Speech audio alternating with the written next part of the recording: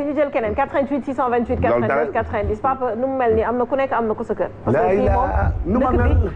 fii moom non papa attends rek. dama ne Iran Ndaw sax su ubbi woon téléphone nu saaga ko. Iran Ndaw waaw moom laa lay wax Iran Ndaw su ubbi woon téléphone dégg ab safaan. papa xam nga Sénégal dañoo baaxoo maa ngi ñëwaat ci serveur bi léegi Sénégal dañoo baaxoo parenthèse la. mag yi suñu nekkee ci kër dañuy am nu ñuy doxalee ak seen i ay ñoñ ak seen i famille aussi.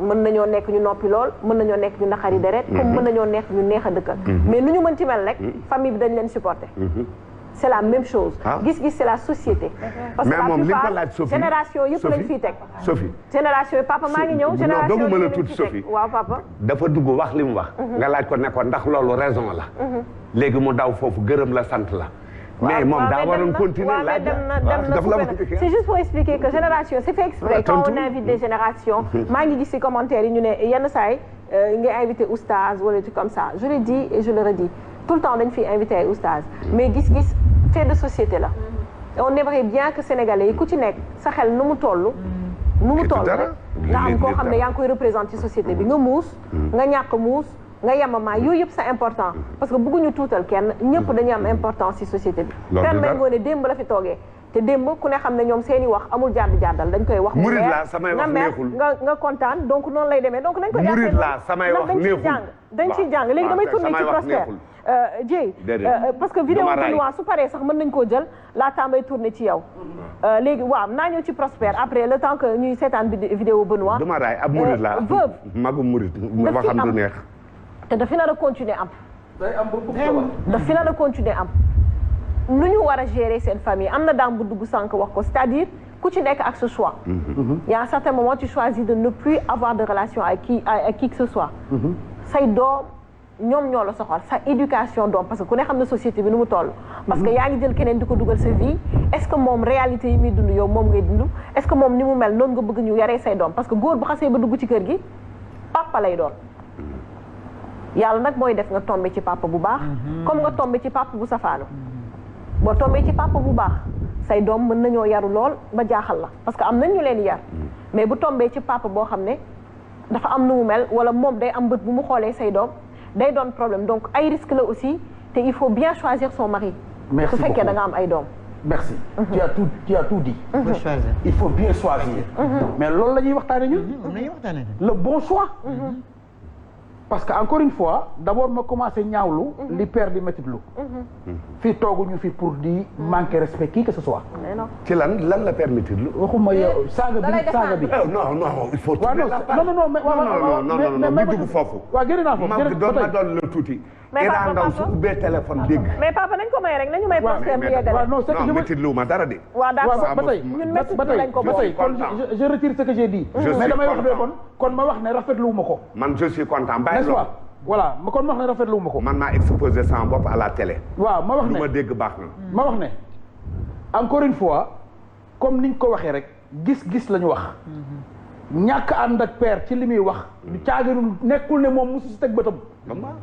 comme moom it ñàkk ànd ak man ci li muy wax tekkiwul ne li may wax amul ci réew mii il faut qu'on soit très clair li ñuy waxtaanee nekkul lu ñu inventé nekkul loo xam ne dañu toog di ko wax parce que pour le plaisir d'en parler non parce que c'est des réalités que nous vivons di ko dund xam ko gis ko fekkee ko di ci wax gis nga nag ñu baax ñi ñuy wax ne li ndaw si wax sànq ne ñoom moom de wax dëgg yàlla jooyu ñu seen baay mais exactement looloo tax ñu di ko waxtaanee ba moom mi dugg tey baay yi nga xam ne nii dina tax nit dugg ci kër ñuy jooy seen baay ñu mën a dellu ginnaaw soppi mais looloo tax ñuy waxtaan exactement suñu amee baay jiit la yu baax ñu téye exactement comme li ndaw si wax ñun moom exemple bi mu joxe moom ñun loolu lay ñaan nit ñàkk tedd bàyyi njaboot dem nga ñëw yow fees sa place ba xale du ñu jooy seen baay mais c'est idéal exactement c'est ce qu'on souhaite lim fi amul nag wala boog lim fi bëriwul moo tax ñu di ko waxtaanee ba effectivement ñi bëggoon jàdd yoon dellu si maintenant pour revenir ci question bi nga ma laaj gis nga ñoom ñi nga xam ne nii dañoo ñàkk seen borom kër sànq mi ngi wax ci stigmatisation bi sax ak choix bi ngay wax sànq fa laa jëm si gis nga koo ci gis sa borom kër génn àdduna te liñ fi bàyyi bëriwul mooy comme ni nga wax sànq da nga jël sama lanc mooy ñi wax naan ku ko takk dee dañ lay gaafal sax ku fi jëkkëram bàyyi ay millions bàyyi fi immeuble bàyyi oto bàyyi lépp ñu lay gaafal déedéet kenn du la gaafal parce que foog ñu lekk ci xaalis bi buntu boo fëgg ñu ubbil la exactement voilà kër gi am na chauffeur am na oto am na kër immeuble la am na ascenseur n'est-ce pas am na as tuut lu fi nekk bàyyi ñu dem rek wekk suñu sabadoor te suñu seen maa caax kenn du la gaafal ñi gaafal mooy ñi seen jëkkër wuy ñi seen i borom te seen yoruñu dara waaw te yoruñu dara loolu aussi injustice bu mag la comme ni nga ko wax sànq comme ni may wax li tax ci yow sa teewaay neex ma dama jàpp ne semaine mercredi dimanche dama doon wax à votre place tey nag yaay waxal seen bopp billaay nga ne ñun ñii de am na ci ñoo xam ne parce que yow yaay déglu version bu ne c'est-à-dire association nationale des veuves du Sénégal képp ko loo xam ne dafa naqari veuve rek yow dugal ko dugg na sa nopp bi bien sûr waaw ay nday bàyyi ku jëkkëram dee mu yeewu fajar parce que loolu la l'islam wax dañ ci yokk nag comme ni nga wax takkal la ay xeer takkal la ay bopp jaan takkal la ay kii yooyu yëpp bokku ci léegi rek lañ la wax tey nga xam nga mooy lan l'islam daf na la ñaawlul ba ku la gis am xam ne am lu la metti loolu rek la ñu wax loolu mooy tey du la tere liggéey du la tere fóot du la tere togg du la tere passé du la tere doxi say soxla mais dañ ne ñaawlul ba ku la gis xam ne am na lu la metti muy or yi bàyyil takkaay yi bàyyil maquillage bi bàyyil poudre bi bàyyil rouge à lèvres bi maanaam lépp tout ce qui est mondain lañ ne nga bàyyi ko ba ku gis ne xam ne kii am na lu ko métti ñu ne waa kii ba dajal nii ni mu bàyyee ko di lan la ñu ne elle a perdu son mari loolu mooy tënj encore une fois bu weesoo xool ndax jógewaale ci ëmb wala déet n'est-ce pas kooku parenthèse la woon ma wax ne stigmatisation bi leen stigmatisé moo ko wax ay ndey bàyyi dajal nit mu perdre jëkkëram fajar jot mu julli yor kurusam jàdd koñ wàññeeku jàkkaarloo yow nga war a wàññeeku de porte malheur la. bari na mais pression psychologique boobu est-ce que nit ñaa ngi koy ñu ngi koy mesurer. ba tey dafa am de. est-ce que ñu ngi koy mesurer.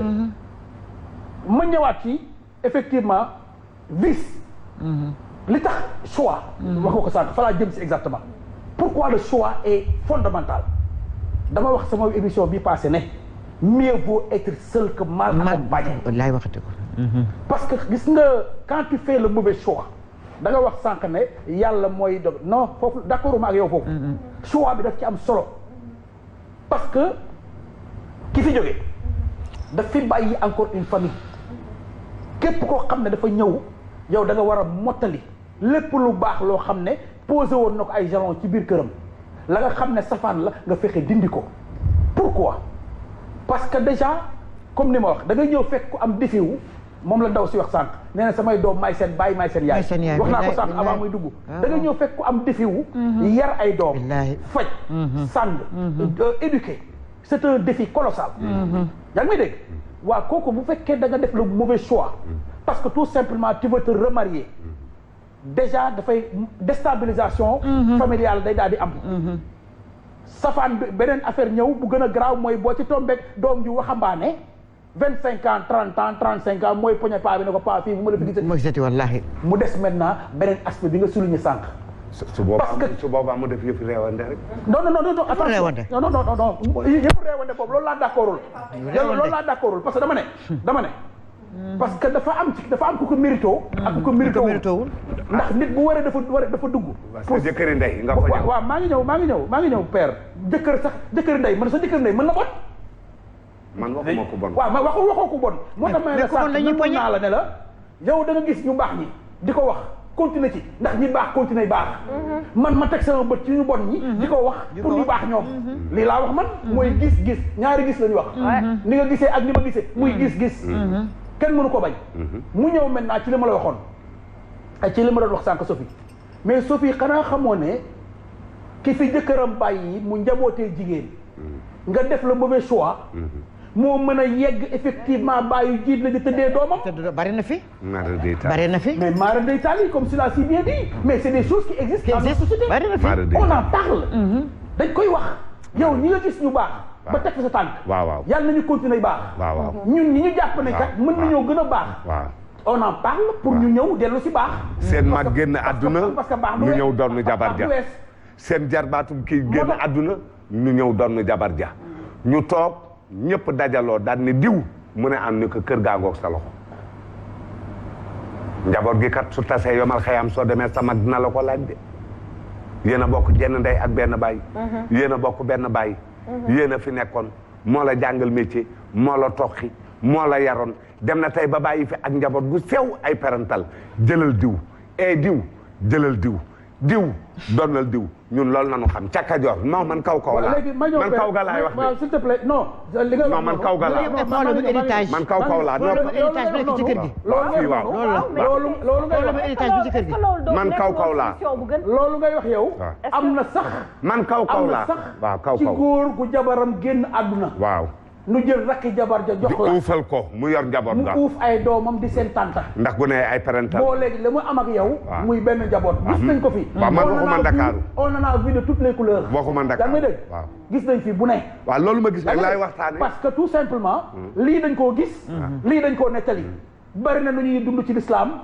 fekkee wuñu jamono yonent bi alayhi salaatu wasalaam mais dañ koo nettali bind bàyyi fi ñu jël ko jàng ko maîtriser ko di ko appliquer loolu la amee dans tous les domaines encore une fois barki dem wax nga ko fii demuñu gànnaar waaye xam nañu am nay gëléem loolu mooy li fi ne li nga wax nag mën nañ la koo nangul ba ñi la dégg yow def loolu effectivement défi boo xam ne dañuy gën di baax ñi ànd ak man ñëpp foofu laa leen ommat jëm waaw léegi nag ma wax ne man du ma waa Dakar choix bi ma je ne suis pas de Dakar Safia doon laaj sànq may wax ne choix dafa am solo je ne suis pas de te Dakar boo gisee wax ji bëri soo gisee effectivement dënn yi xaw a jóg c'est pour que choix bi bañ a nekk un mauvais choix parce que un mauvais choix dafay bari ay conséquences désastreuses conséquences yooyu nag dóorantee ngi ci saagantee ngi ci fitnaa ngi ci porte plainte ngi ci yoonu police ngi ci yoonu kaso ngi ci faat ba kenn sax mën na ci am parce que effectivement ni doom soree ci yaay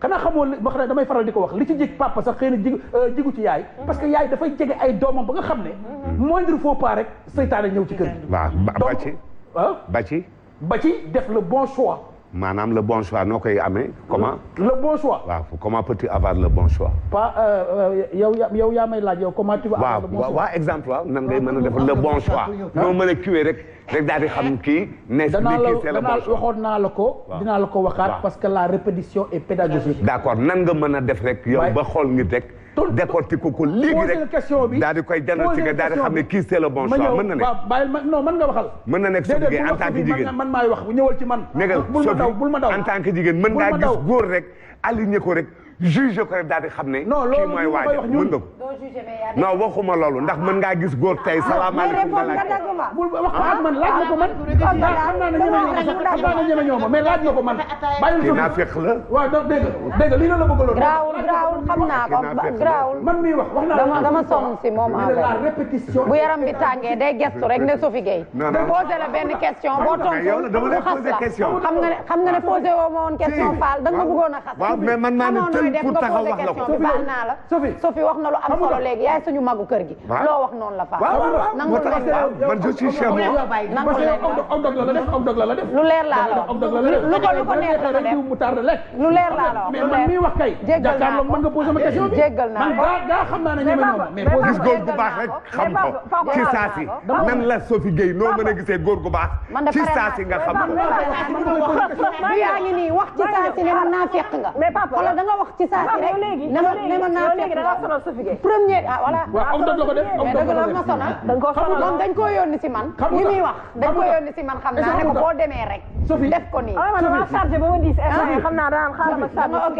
mais moom day poser nit ñi question te day réagir noonu daf ma poser dara répondre ma rek mu ne ma naa fekk nga ni c'est la même chose tu peux te tromper ci première chose nan ngay xoolee nit ku jub ku baax le bon choix nga xool ko ni nga def ba ma répondre la automatiquement nga taxé noonu ci kii ci sama xalaat bu gàtt ci koo xam ne jëkkëram dëddu na y a même pas une journée ou deux il y a des gestes qui ne trahissent pas Sophie maa ngi ñëw y a même pas une journée ou deux nga woo ko téléphone masawu ko xamal ko ne yow sa xel mi ngi ci moom. bari na fi. xam nga kooku mënoo ko def kooku mënoo ko def confiance donc ci loolu rek mën nga xam ne kii du nit ku baax. maa ngi ñëw Sophia ma bàyyi wax naa ko d'accord naa ak yow. voilà non yow di nga mujj d'accord ak ñëpp.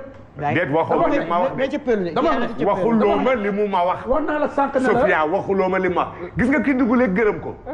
bokk ñemeen yàlla. déggal li mu wax da koo wax rek il t'a jugé par l'apparence mais xamul man ak yow nu nu demee. xamul fu nu reere bul ko protéger. protéger wu ma ko mais bul ko protéger. mais Sofia est-ce que dëgg la ko xam na maa yow nu mel. début ba fin non sa digg ak yàlla xamul nu mel. xamul ñu ñaar lu ñu maa ngi lay wax waaw déglu waaye Sophie. waaye. xam nga dañ naan l'apparence. bul ko waxal sa bopp wala et souvent. bàyyi ñu waxal la ko.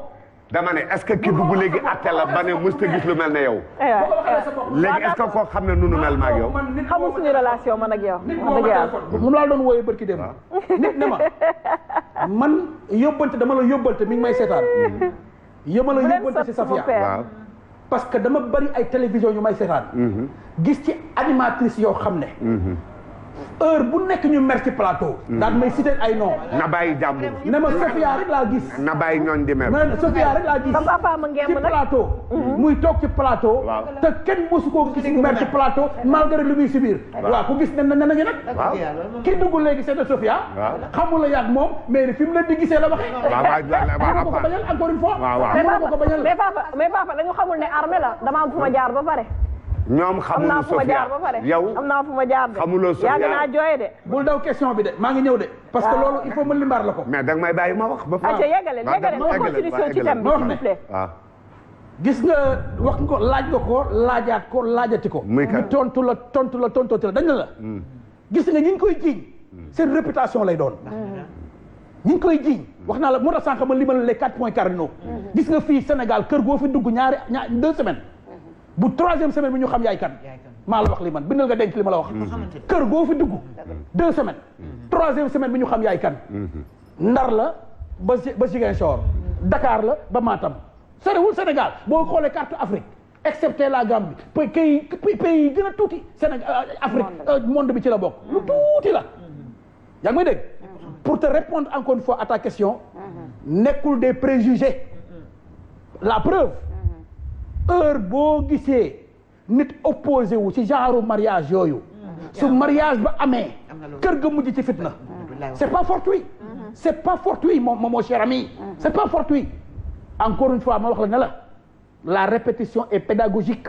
soo paree rek man. non su ma paree Safia laay jox parce que moo ma joxoon. d'accord voilà ma ne.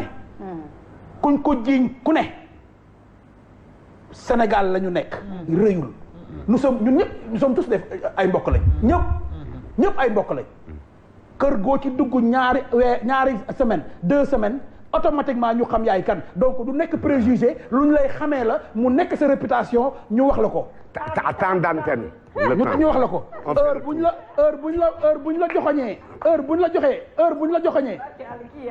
buñ la joxoñee ku fi jëkkëram bàyyiwul 100 francs Sophie. heure buñ la joxoñee ku fi jëkkëram bàyyiwul 100 francs nga ne dafa ay gaaf ku ko takk dee. heure buñ la joxoñee ku fi jëkkëram bàyyi as tuut yaa ngi dégg nga ne damay dem uuf njaboot gi. alors que demoo pour uuf njaboot da ngay dem pour ñu toléré la peinture la noddante say lex noddante say bagage nga ñëw toog jàpp ràcc comme ni ko soxna si waxee sànq léeg-léeg nga yegg sax ci li ko di ko leb naan ko yoroo 100 000 francs yu ma xëyaale ma dem ba ñëw wala ba sama pension jot voilà parce que yow sa objectif mooy fexe neutraliser maire bi ba boo ko lebee ci xaalisu xale yi sax du la ko ñemee fayeeku moom on sait ce qui se passe donc laataa may gëstu si yaa booy ak Dana papa dañuy dem seetaani vidéo